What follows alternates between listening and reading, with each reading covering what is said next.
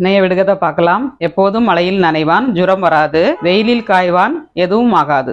அவன் யார்? இந்த விடுகதைக்கு ஆன்சர் கமெண்ட்ஸ் பண்ணுங்க. வாங்க ஷார்ட்ஸ் பார்க்கலாம். பாலக், பட்டாணி, கடலை மாவு 3 வச்சு சப்ஜி பண்ண போகிறோங்க சப்பாத்திக்கு. பாலக் வந்து இந்த மாதிரி க்ளீன் பண்ணி கழுவி எடுத்துக்கோங்க. வெங்காய சருகை வந்து நம்ம இந்த மாதிரி கட் பண்ணி எடுத்துக்கலாம். வெங்காயத்தோட கட் பண்ணி எடுத்துக்கோங்க. இது ஒரு மிக்ஸி ஜாரில் ஆட் பண்ணிவிட்டு பாலக்கீரையை பொடிசாக கட் பண்ணி எடுத்துக்கோங்க. இது ஒரு பவுலில் ஆட் பண்ணிடலாம்.